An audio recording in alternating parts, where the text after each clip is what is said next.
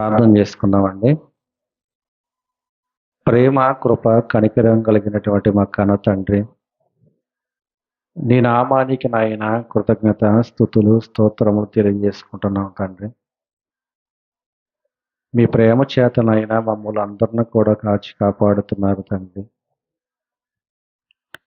యేసుక్రీస్తు వారి పునరుత్థాన దినం రోజునైనా మరి ఆదివారం మేమందరం కూడా నాయన నీ సన్నిధిలో కూడుకొని విలువైనటువంటి మీ మాటలను ధ్యానించుటకు నాయన చక్కటి అవకాశాన్ని మాకు కల్పించిన విధానాన్ని బట్టి మీకు వందనములు తండ్రి. దేవుడుగా మీరు మాకు ఎంత తెలుసు నాయన. మరి మా శత్రువు అయినటువంటి తండ్రి, దుష్టుడు ఈ లోకంలో ఉండి నాయన మమ్మల్ని మోసపుచ్చనటువంటి ఆలోచనలు కలిగి తండ్రి, గర్జించు సింహం వలె ఎవరిని మృంగుదునా అని వెతుకుతూ తిరుగుచున్నటువంటి ఆ అపవాది క్రియలు లయపరచటానికి తండ్రి యేసుక్రీస్తు వారి మాటలు మరి ఈరోజు లేఖనాల ద్వారా మాతో మాట్లాడిన తండ్రి, ప్రతి విషయంలోనూ నాయన మీ కృపను మీ కాపుదలను మా మీద ఉంచండి. మీ వాక్కుల చేతనైనా మమ్మల్ని బలపరచండి, మా కుటుంబాలను నిలబెట్టండి తండ్రి.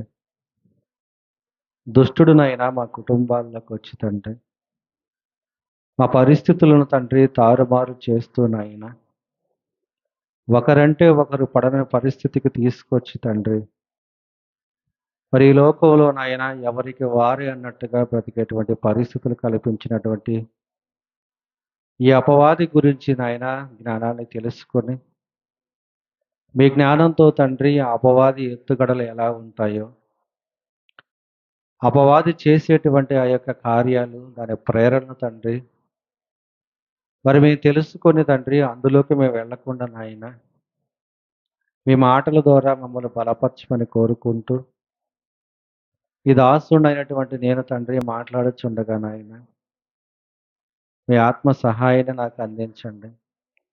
మీ పిల్లలకు తండ్రి ఏమి బోధించాలో ప్రతి విషయాన్ని కూడా నాయన తెలియపరచండి. వింటున్నటువంటి మీ బిడ్డలు కూడా నాయన వినగలిగేటువంటి చెవులని గ్రహించగలిగేటువంటి మనస్సును దయచేయమని ప్రాధేయపడుతున్నాం తండ్రి. ఈ విన్న వాక్యం నైనా వృధా కాకుండా తండ్రి మాకు మేలుకొలుపుకు తండ్రి, అలాగే నైనా మా కుటుంబాలు కట్టబడటానికి తండ్రి మరి ఈ లేఖనాలు మాకు ఉపయోగపడతాయి అనేటువంటి నమ్మకంతో నాయన ప్రభు అయినటువంటి యేసుక్రీస్తు వారి నామంలో మాకు మంచి వాక్యాన్ని అందించమని అడిగి వేడుకొనుచున్నాం మా కన్న తండ్రి. ఆమేన్. ముందుగా మరి ఇంతటి అవకాశాన్ని కల్పించి మరి చక్కగా దేవుడు మనల్ని అందరినీ కూడా మంచి ఆరోగ్యాలతో అలాగే మనం అందరం ఆయన సన్నిధిలో కూడుకొని మరి దేవుడు మాటలను మనం ధ్యానించడానికి దేవుడు ఇచ్చినటువంటి అవకాశాన్ని బట్టి తండ్రి అయినటువంటి దేవునికి యేసుక్రీస్తు వారి నామములో నా యొక్క కృతజ్ఞతాస్తుతులు చెల్లించుకుంటున్నాను. అలాగే ప్రియులారా, కూడి వచ్చిన ప్రియమైన దేవుని పిల్లైన మీ అందరికి కూడా ప్రభు అయినటువంటి యేసుక్రీస్తు వారి నామములో నా యొక్క శుభాభివందనాలు తెలియజేసుకుంటున్నాను. మరి పోయిన వారం మనం మాట్లాడుకున్నాం ఏంటంటే అప్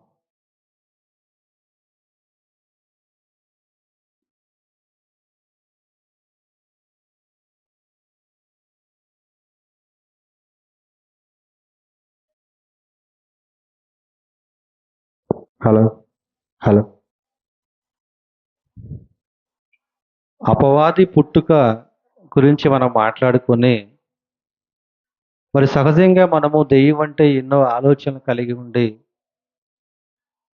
ఈ లోక సంబంధమైనటువంటి ఆలోచనలు మనం ఉండి ఆ దెయ్యం ఎలా మనల్ని మోసపుచ్చుతుందో మనం తెలుసుకోవాలని ఆశపడ్డాం. అలాగే ప్రియులారా, దేవుడు మనతో మాట్లాడుతూ ఒకనాడు అపవాది అనేది ఒక దేవదూతని, ఆ దేవదూత చాలా అందంగా ఉంటుందని, అలాగే ఆ దేవదూత అలంకరింపబడి ఉంటుందని, అలాగే ఆ దేవదూత దేవుని ఎదుట నిందారహితుడిగా చక్కగా మరి ఆయన దేవుడు చెప్పినటువంటి మాటలను పాటిస్తూ మరి ఏ లోపము లేకుండా బ్రతికినటువంటి పరిస్థితులు మనం చూసాం.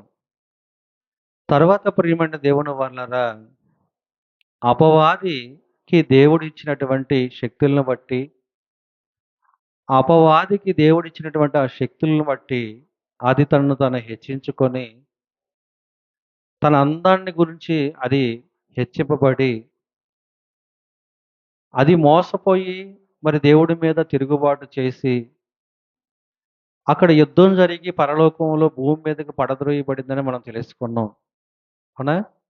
మరి ఇలాంటి పరిస్థితులు మనం చూస్తున్నప్పుడు, ఈ అపవాది పుట్టుక ఎప్పుడు అని మనం తెలుసుకున్నామంటే, ఎప్పుడైతే ఈ యొక్క దేవదూత దేవునికి వ్యతిరేకంగా చెడు ఆలోచనలు కలిగి దేవుడితో సమానంగా చేసుకోవాలన్నటువంటి ఆలోచన కలిగిందో, అప్పుడే ఈ యొక్క అపవాది పుట్టుకన్నది జరిగింది.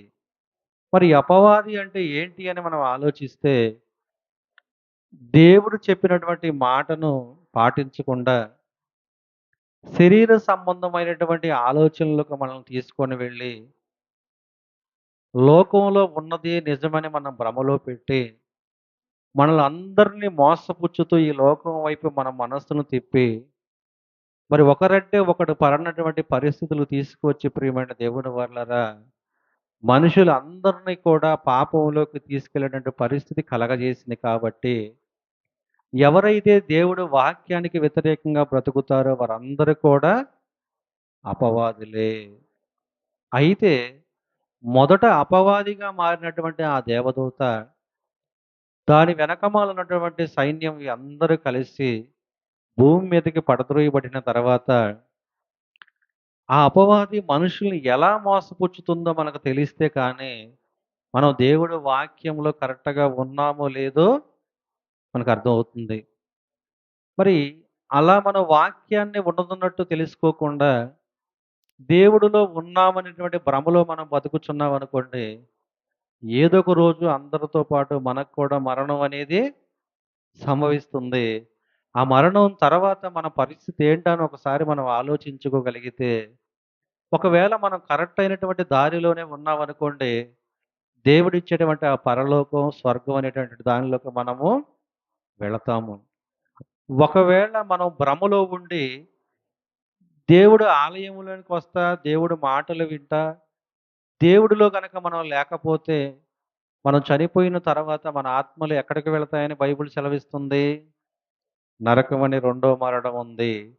ఆ మరణానికి ఖచ్చితంగా వెళతారని మాత్రం బైబిల్ సెలవిస్తుంది. మరి ఇంత నరకమైనటువంటి రెండో మరణం ఇంత భయంకరంగా ఉండేటువంటి పరిస్థితి ఉన్నప్పుడు, ఈ భూమి మీద ఉన్నటువంటి మనము దేవుడిచ్చినటువంటి జ్ఞానంతో మనం బ్రతుకుచున్నాం గదా! మన కుటుంబాలు మనం సరిచేసుకుంటున్నాం కదా!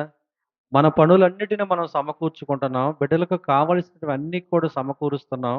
అది ఆహారం అవ్వచ్చు, వారికి కావలసినటువంటి అవసరతలు అవ్వచ్చు, ఏవైనా మనం తీరుస్తున్నామో, మనకు కావలసినవి కూడా మనం కొనుక్కొని ఈ భూమి మీద హాయిగా దేవుడిచ్చినటువంటి జ్ఞానంతో మనం బ్రతుకుచున్నప్పుడు, మరి దేవుడు వాక్యంలో మనం ఉన్నామా లేదా అనేటువంటి విషయాన్ని మనం చెక్ చేసుకోవాలా లేదా?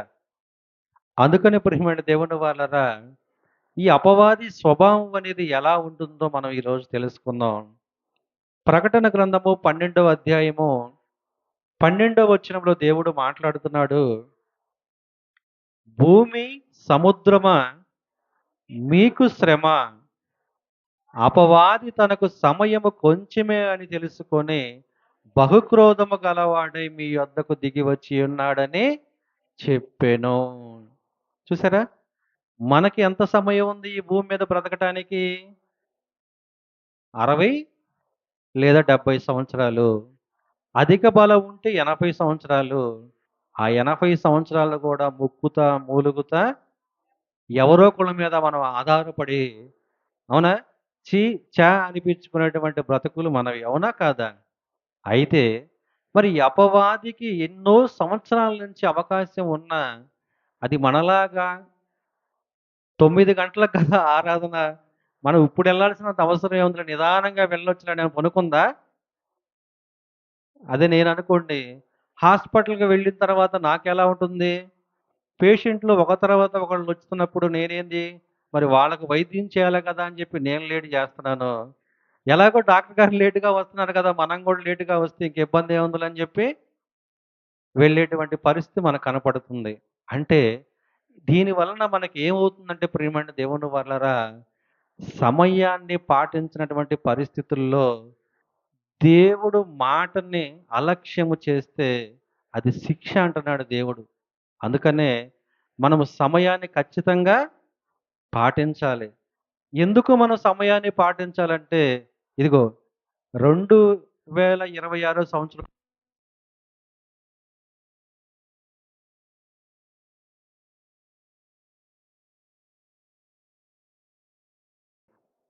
బహుక్రోధము గలవాడై మీ యొద్దకు దిగివచ్చి ఉన్నాడని చెప్పెను.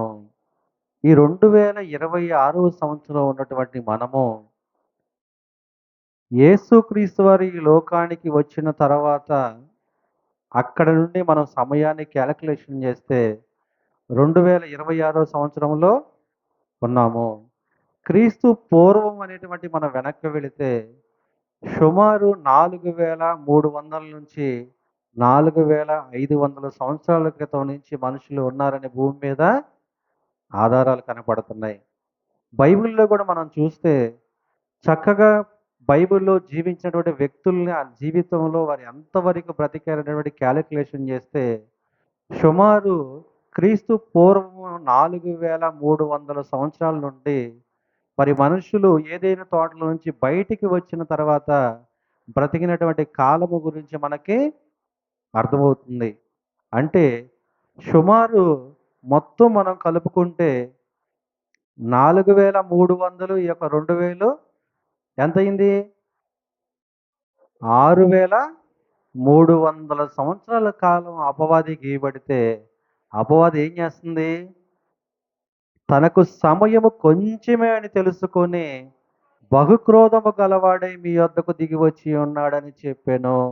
చూసారా? అంత కాలము దేవుడు దానికి ఇచ్చిన అది ఏమనుకుంటుంది? నాకు సమయం దేవుడిచ్చింది ఈ భూమి మీద ఉండటానికి కొంచెము కాలమే అని అది బహుక్రోధము గలవాడై ఈ లోకం మీదకి దిగి వచ్చింది ఈ భూమి మీదకి. అవునా? మరి మనకి దేవుడు అసలు ఎంతకాలం ఇచ్చాడు? 60 సంవత్సరాలు, 70 సంవత్సరాల జీవిత కాలంలో మహా అయితే నిలబడి దేవుడు సేవ చేయగలిగేది మనం ఎంత కాలమో తెలుసా? సుమారు ఒక 50-55 సంవత్సరాల కాలం వరకే మనం చేయగలుగుతాం. ఆ తర్వాత మనకు చేయాలన్నటువంటి ఆశ ఉన్నా సరే, దేవుని సేవ మనము చేయలేం ప్రియమైన దేవుని వాళ్ళరా. అందుకనే మనకు కూడా సమయం కొంచెమే ఉన్నది తెలుసుకొని మనం ఏం చేయాలో తెలుసా? దేవుని ఎడల భయభక్తులు కలిగని బ్రతకటం అనేది మనము నేర్చుకోవాలి. అందుకనే పేతురు గారు రాసినటువంటి మొదటి పత్రిక 5వ అధ్యాయము 8వ వచనం గురించి మనం ఆలోచిస్తే, నిబ్బరమైన బుద్ధి గలవారయిండి మెలకువగా ఉండుడి. మీ విరోధి అయిన అపవాది చూసారా? ఎవరి విరోధి అయిన అపవాది? యుద్ధం జరిగింది ఎవరికి? దేవునితో సమానంగా సింహాసనం వేసుకొని కూర్చోవాలన్నటువంటి అపవాది ఏదైతే ఉందో, యుద్ధం జరిగింది పరలోకంలో అయితే, కానీ ఇక్కడ ఏమంటున్నాడు దేవుడు? మీ విరోధి అయిన అపవాది. మనకెలా విరోధి అయిందో తెలుసా?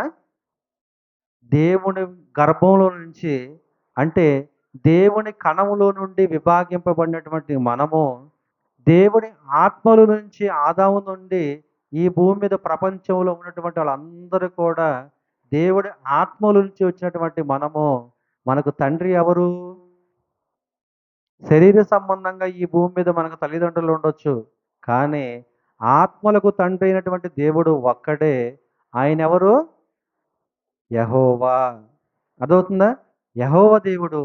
ఆ యెహోవా దేవుడైనటువంటి ఆయన ఆత్మలో నుంచి విభాగింపబడి వచ్చినటువంటి ఆత్మలన్నీ మనమందరం.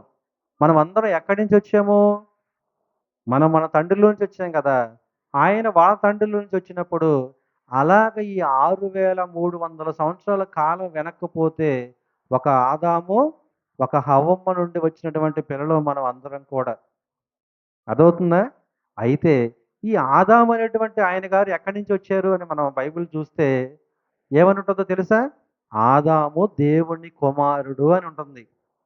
అర్థమవుతుందా? అంటే నేల మట్టిని తీసి దేవుడు ఒక బొమ్మను తయారు చేసిన ఆ బొమ్మలోకి ఏమొచ్చిందో తెలుసా? దేవుడే ఏం చేశాడు? నాసిక రంధ్రముల్లో జీవాత్మను ఊదగా నరుడు జీవాత్మాయను అని ఉంటుంది.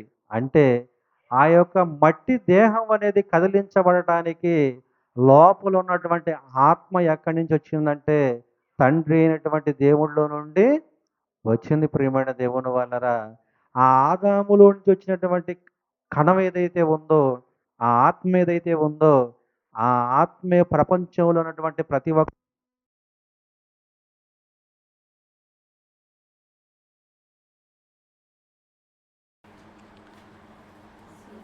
చూసారా, గర్జించు సింహం వలె ఎవరిని మృంగుదునా అని వెతుకుచూ తిరుగుచున్నది.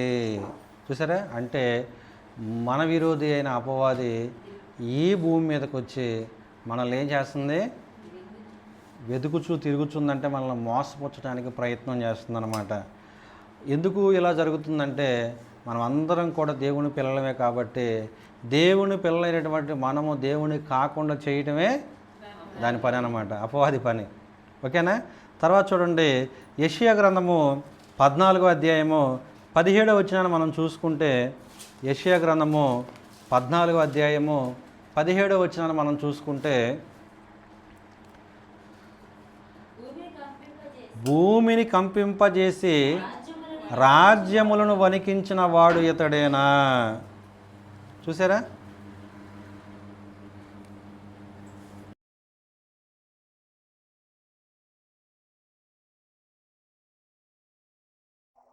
చూడండి ప్రియమైన దేవుని వాళ్ళరా, అసలు మనం ఎవరి గురించి చెప్పుకుంటున్నాం ఈరోజు? దాని గురించి అది చెబితే అది కరెంట్ ఉంచిద్దా? ఉంచిద్దా? ఎందుకో తెలుసా? దాని గురించి మనకు బట్టబయలు అయిందనుకోండి, మనము అది ఏదైతే మనల్ని మోసపుచ్చాలని ప్రేరణ కలిగిస్తుందో ఆ మోసంలోకి మనం వెళ్లకుండా ఉంటామని అది ఏం చేస్తుందో తెలుసా? కరెంటు తీపిస్తుంది అనమాట. అర్థం చేసుకోండి. యెషయా గ్రంథము 14వ అధ్యాయము 17వ వచనంలో, భూమిని కంపింపజేసి రాజ్యములను వణికించిన వాడు ఇతడేనా? చూసారా? భూమిని కంపింపజేస్తుంది. ఈరోజు ప్రపంచంలో జరుగుతున్నటువంటి భూకంపాలు మనం చూస్తే ప్రియమైన దేవుని వాళ్ళరా, మహా భయంకరమైనటువంటి భూకంపాలు వస్తున్నాయి. వస్తున్నాయా లేవా? వరదలు వస్తున్నాయి. వస్తేనేమో వరదలు ఎక్కువగా వస్తాయి, వర్షం ఎక్కువగా పడుతుంది. లేకపోతే ఏం జరుగుతుంది? అసలు వర్షమే లేకుండా పంటలు కూడా పండనటువంటి పరిస్థితికి వెళ్ళిపోతుందన్నమాట. ఇదంతా కూడా ఎందుకు జరుగుతుందంటే భూమిని కంపింపజేసేటువంటి ఆ యొక్క విధానం ఎందుకు వచ్చిందంటే, ఈ భూమి మీద దేవుడు పిల్లలైనటువంటి మనము దేవుడు చెప్పినట్టు మాటల ద్వారా మనం అలా బ్రతకకుండా మన విరోధి అయిన అపవాది చూపించినటువంటి ఆ మార్గంలో మనం నడుస్తున్నాం కాబట్టి అది ఏం చేస్తుందో తెలుసా? మనల్ని మోసపుచ్చుతుంది. మనం చేసేటువంటి తప్పుల వల్ల దేవునికి కోపం వచ్చి ఏం చేస్తున్నాడో తెలుసా? ఈ భూమి మీద అనేక రకాలైనటువంటి కరువుల్ని రప్పిస్తున్నాడు. భూకంపాలని రప్పిస్తున్నాడు. ఆ భూకంపాలు రావటానికి, ఈ భూమిని కంపింపజేయడానికి కారణం ఏంటి? అపవాది మనల్ని మోసపుచ్చుతుంది. ప్రియమైన దేవుని వలన రాజ్యములను వణికించిన వాడు ఇతడేనా? చూసారా? ఎన్నో యుద్ధాలు, దేశాల మీద దేశాలు యుద్ధాలు జరుగుతున్నాయి. ఆ యుద్ధాలన్నీ కూడా దేనికి జరుగుతున్నాయో తెలుసా? అధికారం కోసం, పేరు కోసం, ఒక పేరు కోసం, అధికారం కోసం పెద్దవాళ్ళు యుద్ధాలు చేసుకుంటుంటే అక్కడ ఉన్నటువంటి ప్రజలు ఎవరైతే ఉన్నారో పేదరికంలో ఉన్నవాళ్ళు, వాళ్ళు ఏం చేయాలో దిక్కుతోచనటువంటి పరిస్థితికి వెళ్ళిపోతున్నారు. అసలు ఏమీ డబ్బులు కానీ, హోదా కానీ ఏమీ లేకుండా కష్టపడి పని చేసుకొని ఆహారాన్ని సమకూర్చున్నవాడికి యుద్ధాలు అవసరం అవుతాయా? అవసరం లేదు. ప్రెస్టేజ్ అవసరమా? అవసరం లేదు. కానీ రాజ్యాలని కంపింపజేస్తుందంటే, రాజ్యాలని వణికిస్తుందంటే, దేశాల మీద దేశాల యుద్ధాలు సంవత్సరాలు సంవత్సరాలు జరుగుతున్నాయి ప్రియమైన దేవుని వలన. వీటన్నిటికీ కారణం ఎవరో తెలుసా? అపవాది. తర్వాత చూడండి, లోకమును అడవిగా చేసి దాని పట్టణములను పాడు చేసిన వాడు ఇతడేనా? లోకము అడవిగా మారిపోయింది. దేవుడేమో లోకాన్ని సృజించిన తర్వాత ఈ సృష్టి అంతయు కూడా మంచిగా ఉందని దేవుడు ఒకనాడు చెబితే, ఈరోజు ఈ లోకాన్ని మనం ఏం చేస్తున్నామో తెలుసా? మనమే పాడు చేసుకుంటున్నాం. ఆఖరికి పంటలు పండేటువంటి పొలాలను కూడా మనం ఏం చేస్తున్నాం? అపార్ట్మెంట్లకి ఇచ్చేస్తున్నాం. డబ్బులొస్తాయని. మరి ఆహారం? ఆహారం ఎక్కడి నుంచి వస్తది? అంటే పంట పండేటువంటి భూములు ఏవైతే ఉన్నాయో, ఆ భూముల్ని ఏం చేయాలి మనం? సేద్యపరుచుకోవాలి. ఆహారాన్ని పండించుకోవాలి. మనం తినాలి. ఎక్కడైతే పంటలు పండనటువంటి పరిస్థితుల్లో ఉన్నటువంటి భూములుంటాయో, ఆ భూముల్లో మనం ఏం చేయాలి? అపార్ట్మెంట్లు కట్టుకోవాలి. మనకేదైనటువంటి చేయాల్సిన కార్యక్రమాలు చేయాలి ప్రియమైన దేవుని వాళ్ళరా. ఇదంతా కూడా ఎవరు జరిగిస్తున్నారు? అపవాది. ఆ తర్వాత చూడండి. తాను చెరపట్టిన వారిని తమ నివాస స్థలమునకు పోనీయని వాడు ఇతడేనా? ప్రపంచంలో ఉన్నటువంటి ప్రతి మనిషి కూడా అది చెరపట్టేసింది. చెరపట్టి ఏం చేస్తుందో తెలుసా? ఇదిగో ఎక్కడి నుంచైతే మనం వచ్చామో, పరలోకంలో ఉన్నటువంటి ఆ దేవుడి యొద్ద నుండి మనం వచ్చాం కదా! ఆ విషయాన్ని మనకు తెలియపరచకుండా ఏం చేస్తుంది? మన స్థలానికి తిరిగి మనల్ని పోనీయకుండా చేస్తుంది ప్రియమైన దేవుని వల్లరా. పిల్లలు స్కూలుకి వెళ్ళారనుకోండి. స్కూలుకి వెళ్ళిన పిల్లలు సాయంత్రం 5 అయినా ఇంటికి రాకపోతే మనకేం డౌట్ వచ్చిద్ది? బస్సుకి ఏమైనా ప్రాబ్లమ్ ఉందనా? ముందు అదే కదా! డ్రైవర్‌కి ఫోన్ చేస్తాం. డ్రైవర్ ఫోన్ ఎత్తితే ఓకే. ఫోన్ ఎత్తిన తర్వాత మీ అబ్బాయి నా బస్సులో లేడు అని అన్నారనుకోండి. మనకు వెంటనే ఏమైద్ది? భయమొచ్చేస్తది. వెంటనే స్కూలుకి ఫోన్ చేస్తాం. స్కూల్లో కూడా పిల్లవాడు లేడనుకోండి. అప్పుడేమవుతుంది? ఎక్కడో మిస్ అయ్యాడు.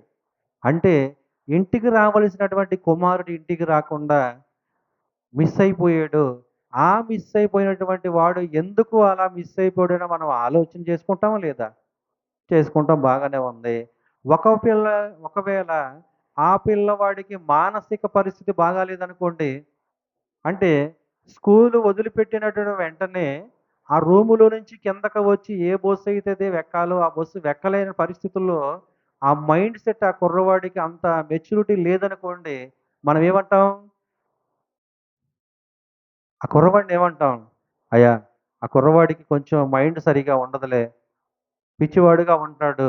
ఇదిగో మీరే జాగ్రత్తగా స్కూలు వదిలిపెట్టంగాల్నే ఆ పక్కన ఉన్నటువంటి పిల్లవాడికి ఇంకొకళ్ళని తోడు చేసి, "అరే! వాడిని తీసుకొచ్చి మెల్లిగా బస్సు ఎక్కించండిరా" అని చెప్పి చెప్తాం. అంటే చూడండి, ఈ రోజు ఉన్నటువంటి మనం కూడా చనిపోయిన తర్వాత మనం వెళ్ళవలసినటువంటి ఆ పరలోకానికి వెళ్ళనీయకుండా మనల్ని ఆపుతుంది ఎవరు? అపవాది. మనల్ని ఏం చేస్తుందో తెలుసా? మనం ఎక్కడికి పోవాలో ఆ ఊరు త్రోవను మనకు తెలియనీయకుండా అది మనల్ని మోసపుచ్చుతుంది ప్రియమైన దేవుని వల్లరా. తర్వాత చూడండి 14వ అధ్యాయము 9, 10 వచనాలు కూడా చదవండి. యెషయా గ్రంథము 14వ అధ్యాయము 9, 10 వచనాలు చదువుకుంటే అదిగో ఆ అపవాది అది ఏం చేస్తుందో చూడండి.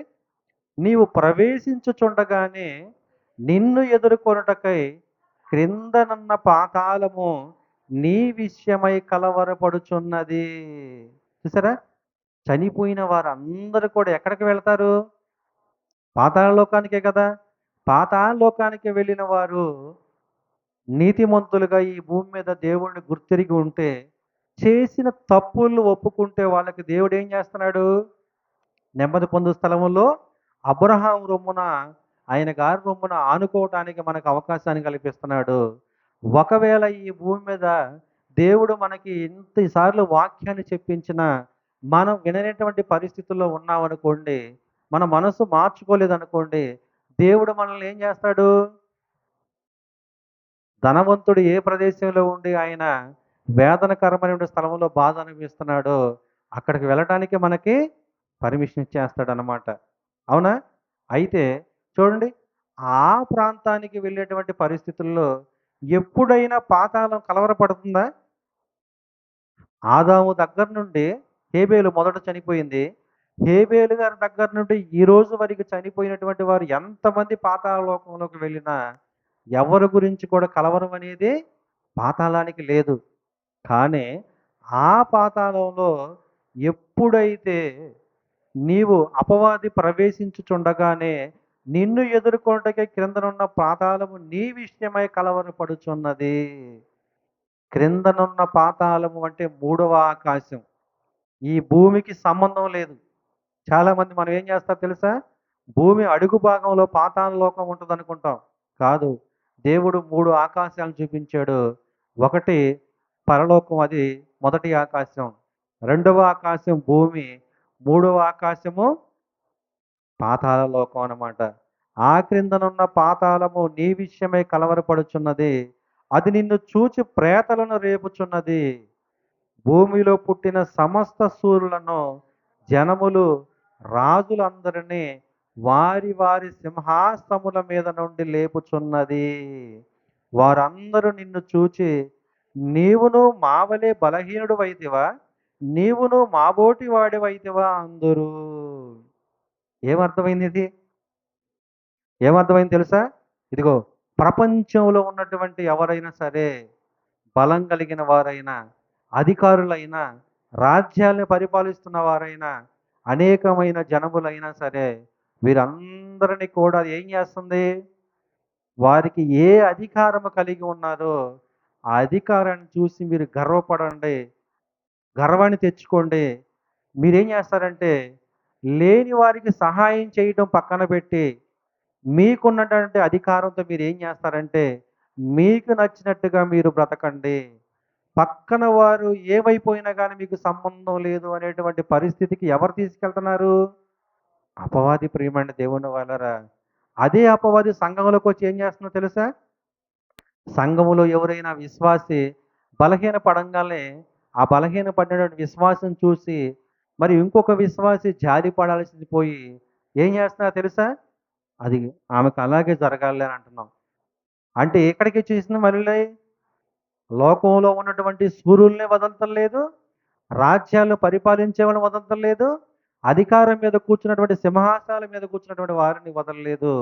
ఆఖరికి సంఘంలో ఉన్నటువంటి విశ్వాసులను కూడా వదలలేదు. ప్రియమైన దేవుని వల్లరా, మరి దాని గురించి మనం ఎప్పుడు తెలుసుకుంటామో, అది ఎలా మనల్ని ప్రేరణ కలిగిస్తుందో, ఆ యొక్క తప్పులోకి వెళ్ళకుండా మనం ఎప్పుడు సరి చేసుకోగలం చెప్పండి? తెలుసుకోవాలా లేదా? ఆ తర్వాత చదవండి. వారందరూ నిన్ను చూచి, నీవును మావలే బలహీన వాడైతివా, నీవును మాబోటి వాడైతివా అందురు. చూసారా?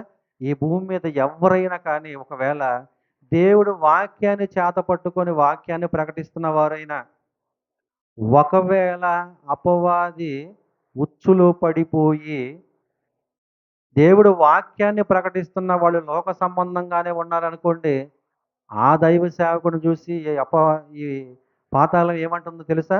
పాతాళ లోపంలో ఉన్నటువంటి ప్రేతలు ఏమంటున్నారు తెలుసా? ఏంటయ్యా, అసలు నువ్వు సువార్త ప్రకటిస్తే వేల మంది నీ దగ్గరకు వచ్చేవాళ్ళే. నువ్వు మాట మాట్లాడితే నీ మాట కోసం ఎదురు చూసేవాళ్ళు చాలా మంది ఉన్నారే. ఏది నువ్వు కూడా మా బోటి వాడివైతివా? నువ్వు కూడా మాతో పాటు ఇక్కడ నరకమని రెండో మరణానికి వచ్చితివా? అనేటువంటి మాటలు మాట్లాడుతున్నారంటే అది ఎవ్వరిని వదిలిపెడతలేదు అనేటువంటి విషయాన్ని మనము గమనించుకోవాలి.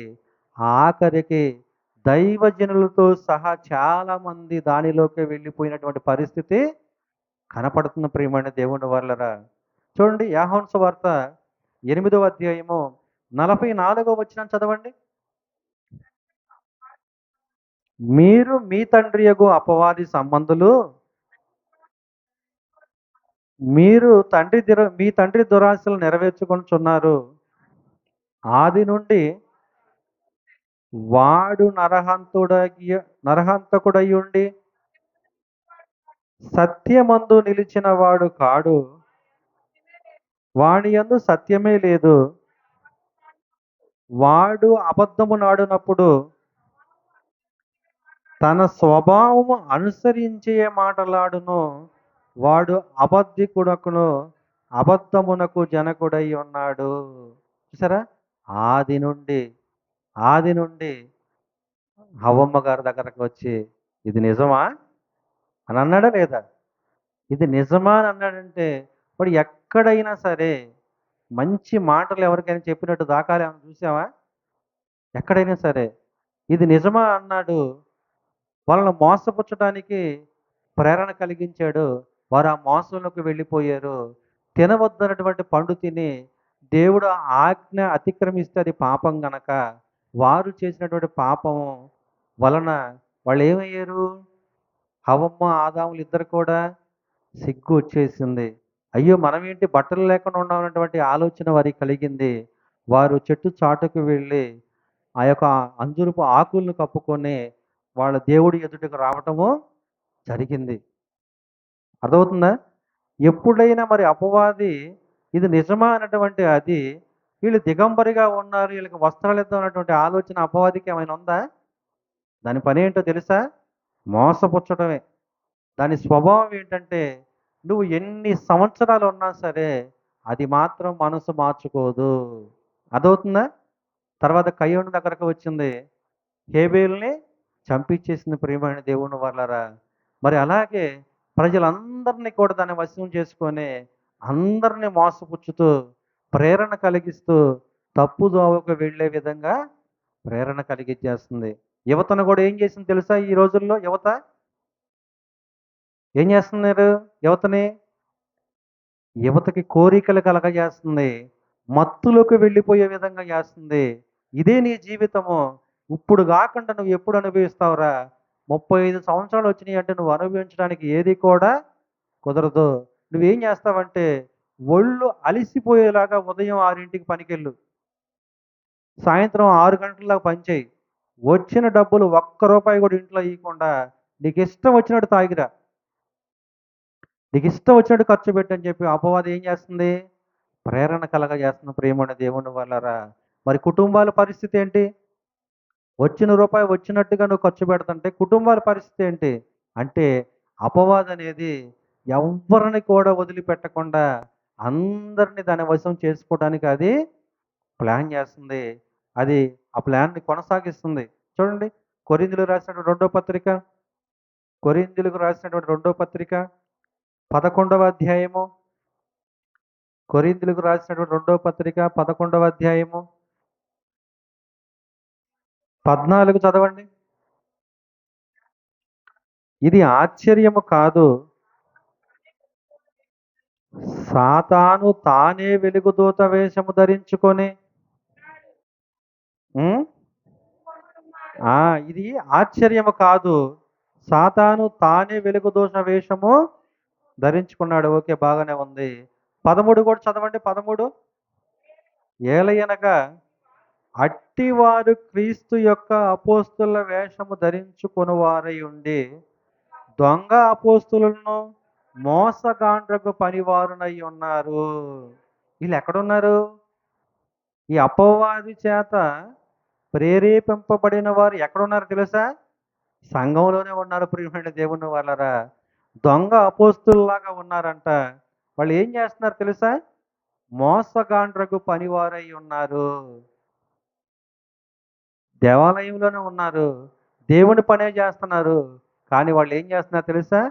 దేవుడు చెప్పినటువంటి ఆజ్ఞల ప్రకారంగా పక్కన పెట్టి లోక ఆచారాలను తీసుకొచ్చి సంఘంలోకి వాళ్ళు ఏం చేస్తున్నారు? మోసగాండ్రై ఉన్నారు. ఇప్పుడు 14 చదవండి. ఇదిగో ఇదంతా జరుగుతుంది కదా! అయ్యా మీరు కంగారు పడకండి.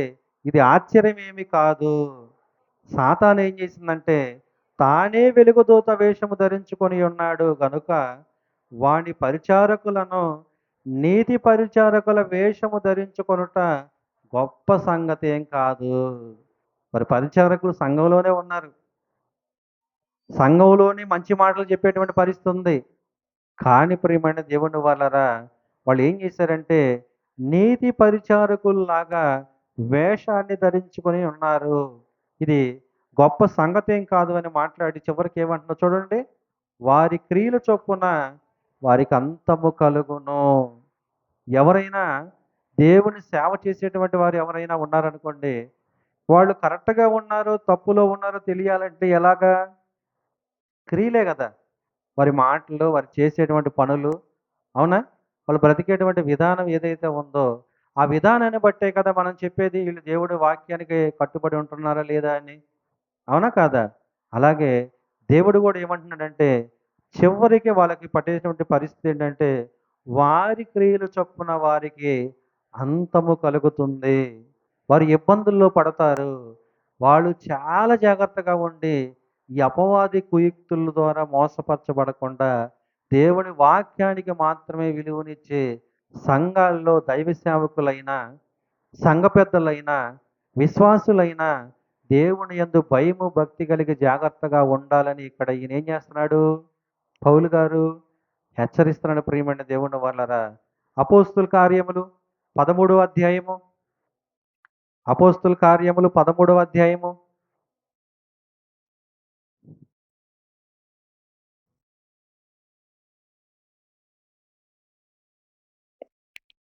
10వ వచనం చదవండి. ఇక్కడ పరిస్థితి ఏంటంటే, మనం ఈ అపోస్తుల కార్యాలు 13వ అధ్యాయము 6వ వచనం నుంచి మనం చూస్తే ప్రియమైన దేవుని వాళ్ళరా, ఆ 6వ వచనం చదవండి.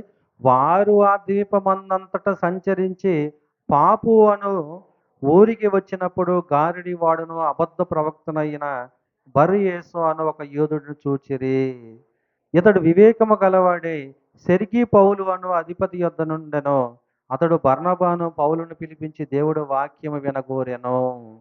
ఒక అతను దేవుని యందు భయము భక్తి కలిగి, ఆ యొక్క పెద్దవాడుగా ఉన్నటువంటి ఆయన ఏం చేశాడంటే, వాక్యాన్ని వినాలని ఆ ప్రదేశానికి వచ్చినటువంటి పౌలు గారిని, ఇంకొకళ్ళు ఎవరు? ఏంది చదివారు మర్చిపోయారు మీరు? బర్నబాను సౌలు అను పౌలు గారిని పిలిపించి దేవుడు వాక్యము వినగోరెను. ఆ వినగూడిన తర్వాత ఆ సెర్గీ పౌలు అనేటువంటి అధిపతి వింటున్నప్పుడు ఏం జరిగింది చూడండి. అయితే ఏలుమా ఆ అధిపతిని విశ్వాసం నుండి తొలగింపవలననే ప్రయత్నము చేసి వారిని ఎదిరించెను. ఏలుమా అను పేరునకు గారడి వాడని అర్థము. చూసారా? అతను ఏం చేస్తున్నాడు తెలుసా? ఈ గారడి చేసుకుంటూ దేవుడు ఇదే చెప్తున్నాడు, ఇదే దేవుడు వాక్యం అని అబద్ధ బోధ ప్రకటిస్తున్నాడు అనమాట. అబద్ధ బోధ ప్రకటించేటువంటి పరిస్థితుల్లో ఈ యొక్క బర్నబా గారికి, పౌలు గారికి ఎదురయ్యారు. అర్థమవుతుందా? అక్కడ జరుగుతున్న సిచ్యువేషన్ చూడండి. 10 చూడండి 10.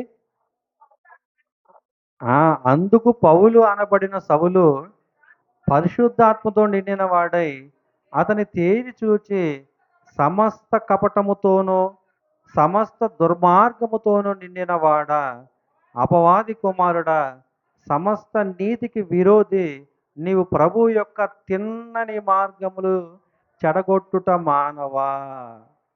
చూసారా? ప్రభు యొక్క తిన్నని మార్గములు అంటే ప్రభు అయినటువంటి యేసుక్రీస్తు వారి మార్గం అనేది ఎలాంటిది? తిన్నని మార్గము. తండ్రి అయినటువంటి దేవుని యొద్దకు నడిపించేటువంటి మార్గము. ఈ యొక్క పాపంలో నుండి మనల్ని విముక్తి చేసి మనల్ని పరిశుద్ధులుగా మార్చేటువంటి మార్గము. తప్పు త్రోవలో వెళ్ళేటువంటి మనల్ని సరిచేసి వాక్యములో మనల్ని నిలబెట్టేటువంటి మార్గము. ఈ మార్గంలో నుండి దారి తొలగి వెళ్ళిపోయే విధంగా ఈయన ఏం చేస్తున్నాడు? గారడీ చేస్తున్నాడు ప్రియమైన దేవుని వాళ్ళరా. వెంటనే ఏం జరిగిందో తెలుసా? చూడండి 11. ఇదిగో ప్రభు తన చెయ్యి నీ మీద ఎత్తి ఉన్నాడు, నీవు కొంతకాలము గుడ్డివాడవై సూర్యుని చూడకుందువని చెప్పాను. వెంటనే మబ్బును చీకటియు అతన్ని కమ్మెను గనుక అతడు తిరుగుచు ఎవరైనా చెయ్యి పట్టుకొని నడిపింతురా అని వెతుకుచుండెను. చూసారా? వెంటనే దేవుడు శిక్ష ఆయన మీదకి వచ్చేసింది. కానీ ఈరోజు వచ్చిద్దా? విశ్వాసులైనా దైవ సేవకులైనా, అర్థమవుతుందా? సంఘ పెద్దలైనా లేదంటే లోకంలో ఉన్నవారైనా ఎవరైనా తప్పు చేస్తే అప్పుడు వచ్చినట్టుగా వెంటనే శిక్ష ఈ రోజు రాదు ప్రియమైన దేవుని వాళ్ళరా. ఎందుకో తెలుసా?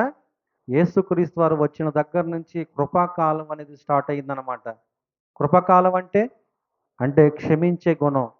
ఈ క్షమించే గుణం ఉన్నప్పుడు ఏం జరుగుతుందంటే, చేసినటువంటి తప్పులకి ఒప్పుకుంటే, మరలా తప్పు చేయకుండా నిలబడితే దేవుడు వారికి పాపక్షమాపణ కలగజేస్తానని చెప్తున్నాడు.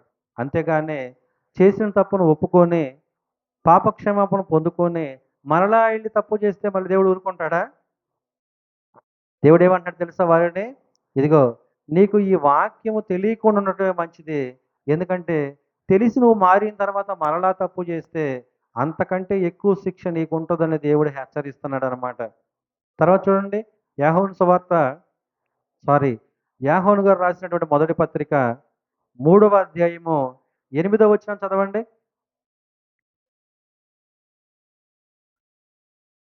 యాహోను గారు రాసినటువంటి మొదటి పత్రిక 3వ అధ్యాయము 8వ వచనం. అపవాది మొదటి నుండి పాపము చేయుచున్నాడు గనుక పాపము చేయువాడు అపవాది సంబంధి. అపవాది యొక్క క్రియలను లయపరచుటకే దేవుని కుమారుడు ప్రత్యక్షమాయను. ఎందుకు వచ్చాడు యేసుక్రీస్తు వారు ఈ లోకానికి? అద్భుతాలు చేయటానికా? స్వస్థతలు చేయటానికా? అప్పులు తీసేయటానికా?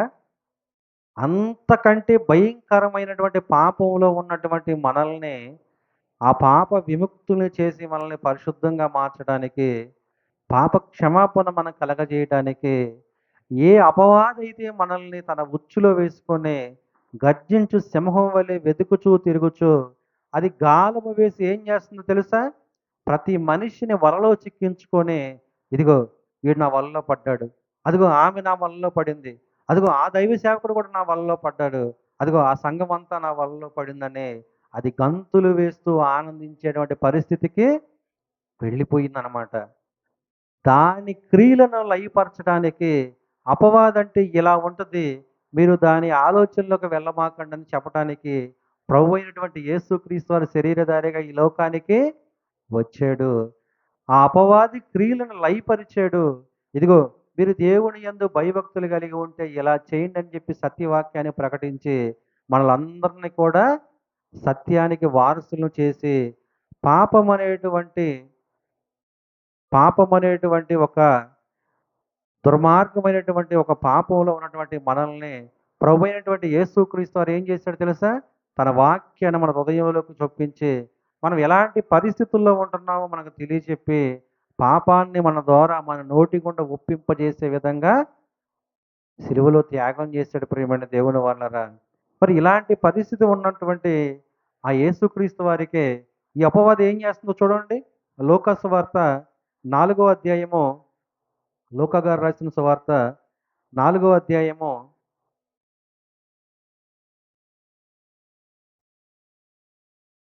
లూకా గారు రాసిన సువార్త 4వ అధ్యాయము 1వ వచనం నుండి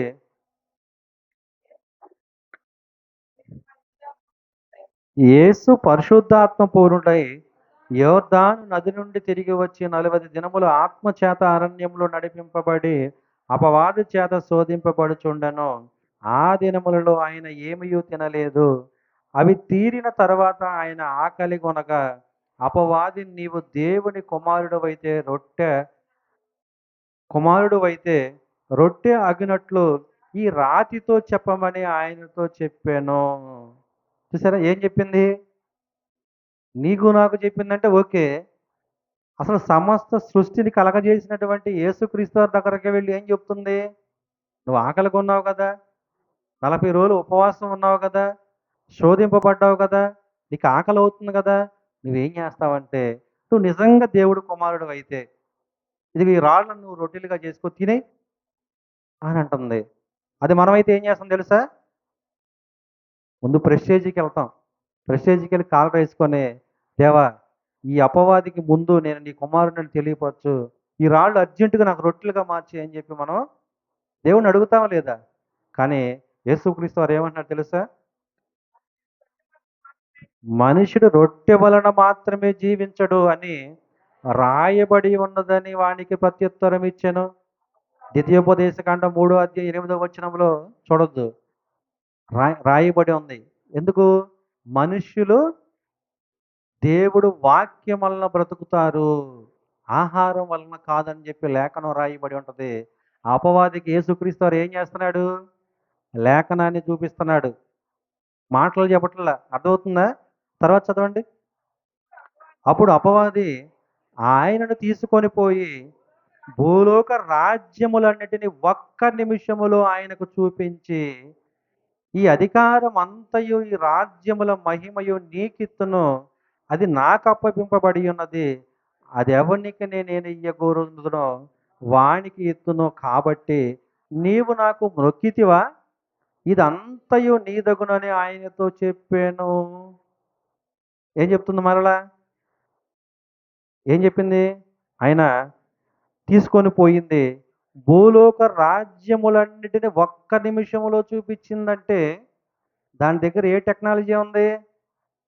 మన దగ్గర 5G ఉంది. అవునా? ఏఐ ఇప్పుడు వచ్చింది మనకి. దానికి ఏఐ ఎప్పుడో వచ్చింది. అవునా కాదా? ఒక్క నిమిషంలో ప్రపంచంలో ఉన్నటువంటి రాజ్యాలన్నిటిని యేసుక్రీస్తు వారు చూపించిందంటే అది ఎంత శక్తి కలిగి ఉందో అర్థం చేసుకోండి మీరు. ఎన్ని తెలివితేటలు ఉన్నాయో దానికి. చూపించిన తర్వాత ఈ అధికారం అంతయు, ఈ రాజ్యముల మహిమంతయు నీకిత్తును, అది నాకు అప్పగింపబడి ఉందంటే యేసుక్రీస్తు వారు కానీ, తండ్రి అయినటువంటి దేవుడు కానీ ఆ రాజ్యాలన్నిటిని అపవాదికి ఎప్పుడు అప్పగించాడు? ఇవ్వలా. ఇవ్వలా. మరి ఎలా వచ్చింది దీనికి? ఎలా వచ్చిందో తెలుసా? ప్రపంచంలో ఉన్నటువంటి ప్రతి మనిషి కూడా దేవుడు మాటను ధిక్కరించి ఎప్పుడైతే అపవాది సంబంధులుగా మారిపోయామో ఈ రాజ్యం అంతా కూడా ఎవరి చేతిలోకి వెళ్ళిపోయింది? అపవాది చేతిలోకి వెళ్ళిపోయింది ప్రియమైన దేవుని వాళ్ళరా. అప్పుడు చూడు, కాబట్టి నీవు నాకు మ్రొక్కితివా, ఇదంతయు నీ వగుదనని ఆయనతో చెప్పాను. అందుకు యేసుక్రీస్తు వారు అంటున్నాడు, నీ దేవుడైన ప్రభువునకు మ్రొక్కి ఆయనను మాత్రము సేవింపమలను అని వ్రాయబడి ఉన్నదని వానికి ప్రత్యుత్తరం ఇచ్చాను. ఇది కూడా ఎక్కడ తెలుసా? ద్వితీయోపదేశకాండం 6వ అధ్యాయంలో 13వ వచనము, లేదా 8వ అధ్యాయము 19వ వచనంలో లేఖనం గురించి మళ్ళీ మాట్లాడుతున్నాడు. మాట్లాడి చూడండి. మరలా వెంటనే ఏం జరుగుతుంది? 9, పిమ్మట ఆయనను యెరూషలేమునకు తీసుకొని పోయి దేవాలయము శిఖరమున ఆయనను నిలవబెట్టి, నీవు దేవుని కుమారుడు అయితే ఇక్కడ నుండి క్రిందకి దూకుము, నిన్ను కాపాడుటకు నిన్ను గూర్చి తన దేవదూతలకు ఆజ్ఞాపించును, నీ పాదం ఎప్పుడైనను రాతికి తగలకుండా వారు నిన్ను చేతులతో ఎత్తుకొందురు అని కీర్తన గ్రంథము 91వ అధ్యాయము 11, 12 వచనాల్లో ఉన్న లేఖనాన్ని యేసుక్రీస్తు వారు చూపిస్తుంది. నీ పాదములకు రాయి తగలకుండా దేవదూతలు నేను ఎత్తి పట్టుకుంటారు అనేటువంటి లేఖనాన్ని చూపిస్తుంది. అర్థమవుతుందా? అంటే అపవాదం అనేది మనల్ని మోసపుచ్చడం అనేది తేలిగ్గా మోసపుచ్చుద్ది అనుకుంటున్నారా? ఆ లేఖనాలను చూపించే మాట్లాడిద్ది ప్రియమైన దేవుని వల్లరా. కానీ మనం ఎలా తెలుసుకోవాలో తెలుసా? కాలము, సందర్భం, సమయం, ఎవరితో మాట్లాడుతున్నారు, ఎవరి గురించి మాట్లాడుతున్నారు, ఈ విషయాలన్నీ కూడా మనం బైబిల్ చదివేటప్పుడు మన మనస్సులో ఉంటే లేఖనాలు అనేవి మనకు అర్థమవుతూ ఉంటాయి. ఒకవేళ అలా కాకుండా కలిపి చెరిపెడి వలె మనం చదువుకుంటూ వెళ్ళిపోతున్నాం అనుకోండి, ఆ లేఖనాల్లో ఉన్నటువంటి సారం మనకు అర్థం కాదు. ఒకవేళ అది పాటించాలేమని ఎవరైనా మనకు చెప్పారనుకోండి, అమ్మో అది బైబిల్లోనే చూపించారు కదా, మరి బైబిల్లో ఉన్నప్పుడు చెయ్యాలి కదా అనేటువంటి ఆలోచన మనకు కూడా కలిగిద్దనమాట. అంటే లేఖనాన్నే కదా చూపించేది. అది. అందుకని మనం ఏం చేయాలో తెలుసా?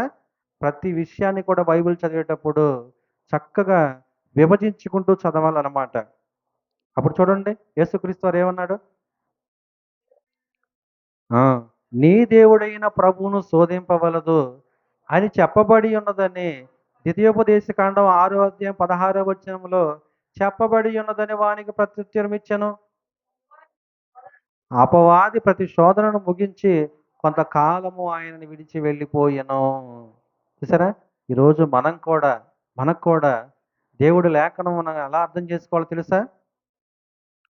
మనకు ఏదైనా బాగాలేదనుకోండి, బాగాన వెంటనే మనకి ఏ వాక్యం గుర్తొచ్చిద్ది? అమ్మో! ఈరోజు ఆదివారం కదా! మామూలుగా ఆరాధనకి వెళ్ళాలి కదా! నాకు బాగాలేదు. దేవుడు నా మనసుని చూస్తాడులే. అది గుర్తొచ్చిద్ది. అవునా కాదా? కానీ వెంటనే పౌలు గారు ఏమంటున్నాడో తెలుసా? ఎన్ని కష్టాలొచ్చినా, ఇబ్బందులొచ్చినా దేవుని కొరకు మనము ప్రాణాన్నైనా పెట్టేవారిగా మనం ఉండాలని ఆయన మాట్లాడుతున్న లేఖనం మనకి ఎప్పుడైనా గుర్తొచ్చిద్దా? గుర్తొచ్చిద్దా? చనిపోయిన వారు ఎవరైతే ఉంటే మనం బ్యానర్ చూస్తామా లేదా? ఏముంటది?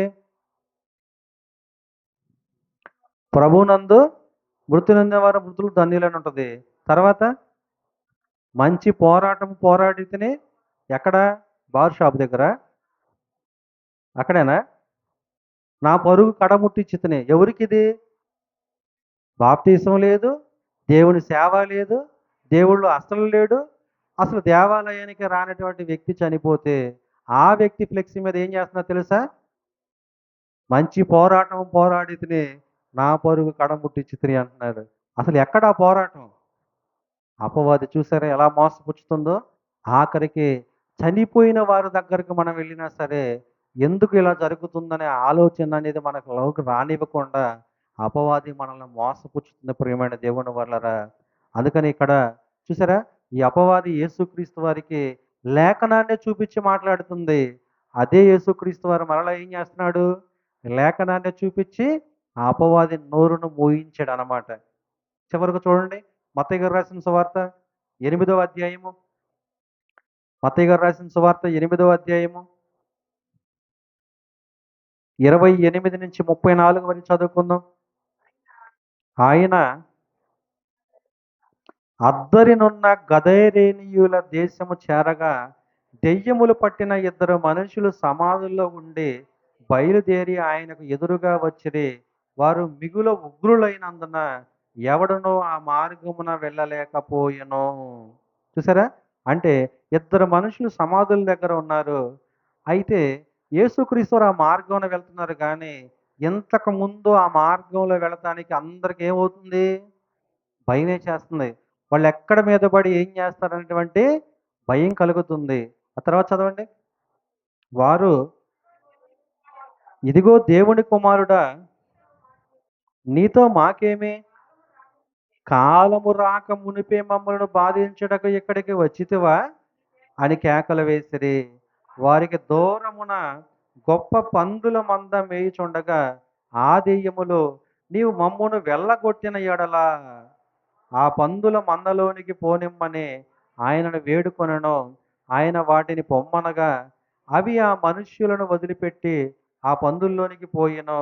ఇదిగో ఆ మందంతయు ప్రపాంతము నుండి సముద్రములోనికి వడిగా పరిగెత్తుకొని పోయి నీళ్ళలో పడి చచ్చెను. వాటిని మేపుచున్న వారు పారిపోయి పట్టణంలోనికి వెళ్ళి జరిగిన కార్యములన్నిటినీ దెయ్యములు పట్టిన వారికి సంగతియు తెలిపిరి. ఇదిగో ఆ పట్టణస్థులందరూ యేసును ఎదుర్కొని వచ్చి ఆయనను చూచి మా ప్రాంతములను విడిచి పొమ్మని ఆయననే వేడుకొన్నారు. ఇదేందంటే మంచిగా యేసుక్రీస్తు వారు చేసింది. దెయ్యములు పట్టినటువంటి ఆ ఇద్దరికి యేసుక్రీస్తు వారు దెయ్యాలను వదిలించాడా లేదా?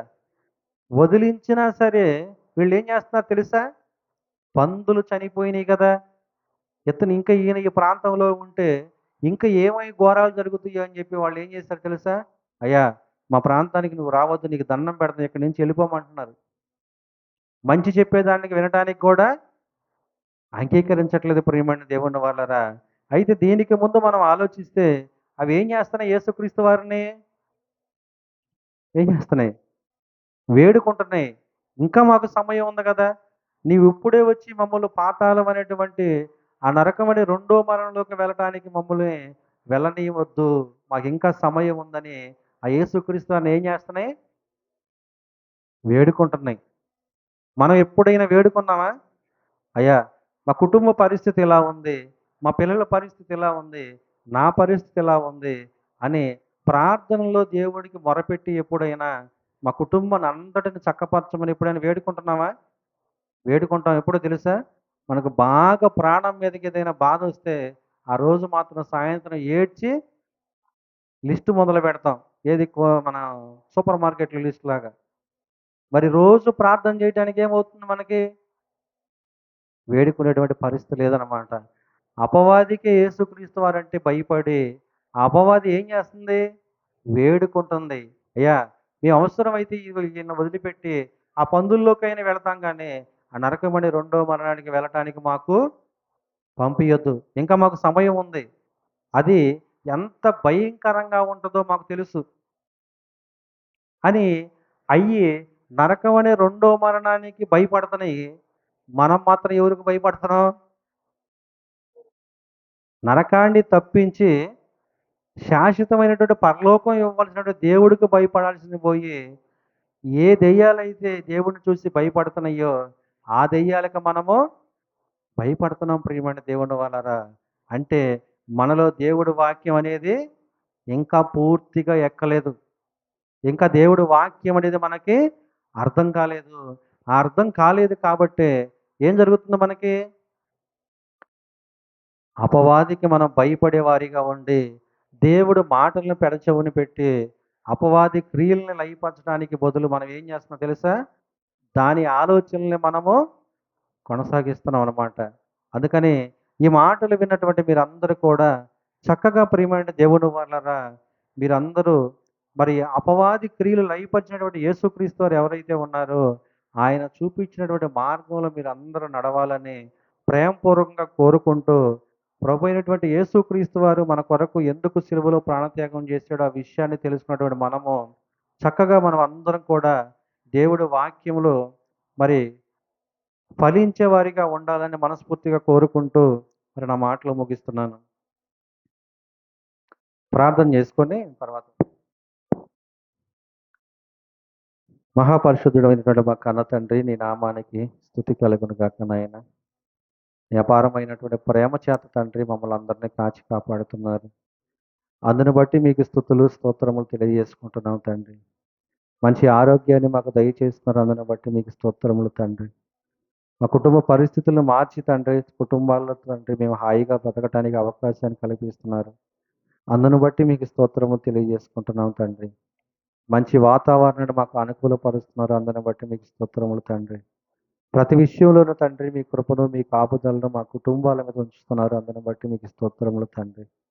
మీ వాక్యాన్ని తండ్రి మా దగ్గరకు తీసుకొచ్చి నాయన మా చెవుల ద్వారా నాయన మా మనస్సుకు వినిపించి తండ్రి మమ్మల్ని మారుస్తున్నారు. అందుని బట్టి మీకు స్తోత్రములు తెలియజేసుకుంటున్నాం తండ్రి. మరి యేసు క్రీస్తు వారు చూపించినటువంటి ప్రేమను నాయన మేమందరం కూడా కలిగి ఉండడానికి సహాయం చేయమని ప్రాధేయపడుతున్నాం తండ్రి. వాక్యంతో తండ్రి మమ్మల్ని బలపరచిన నాయన వాక్యానుసారంగా మేము జీవించడానికి సహాయం చేయండి తండ్రి. అపవాది ఈ లోకంలో గర్జించు సింహం వలె ఎవరిని మృంగుదునా అని వెతుకుచూచు తండ్రి అందరినీ కూడా తండ్రి గుచ్చి తన వలలో వేసుకొని నాయన ఆ వలలో వేసుకున్నటువంటి అది మమ్మల్ని చూసి ఆనందపడుతున్నటువంటి పరిస్థితుల్లోనైనా ప్రభు అయినటువంటి యేసు క్రీస్తు వారిని శరీరధారిగా ఈ లోకానికి పంపించారు.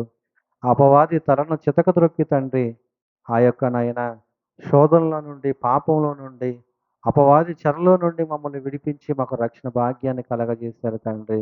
ఇంతటి రక్షణ భాగ్యాన్ని పొందుకున్నటువంటి మేము నాయన అనేకులకు తండ్రి సువార్త ప్రకటించడానికి తండ్రి ప్రతి గురువారం ప్రతి ఆదివారం ఈ వాక్యాన్ని వినిపిస్తుండగా తండ్రి మీ ఆత్మ సహాయాన్ని అందించమని ప్రాధేయపడుతున్నాం తండ్రి. ప్రతి మాట కూడా నాయన మీ మాటగా మీ పిల్లలు స్వీకరించడానికి సహాయం చేయమని ప్రాధేయపడుతున్నాం తండ్రి. మరి వాక్యాలు మమ్మల్ని అందరినీ బలపరచండి నాయన. మా కుటుంబాలు అన్నీ కూడా మీ సన్నిధిలో వర్ధిల్లడానికి సహాయం చేయండి తండ్రి. నాయన కుటుంబాల్లో మారినటువంటి ప్రతి ఒక్కరిని కూడా జ్ఞాపకం చేసుకోండి తండ్రి. శబ్ద యంత్రం ద్వారా వాక్యం వింటున్నటువంటి ప్రతి ఒక్కరిని కూడా జ్ఞాపకం చేసుకోండి తండ్రి. ఎవరైతే తండ్రి లోకానుసారంగా ఉన్నారో వారిని జ్ఞాపకం చేసుకొని వారి మనస్సును మార్చమని ప్రాధేయపడుతున్నాం తండ్రి.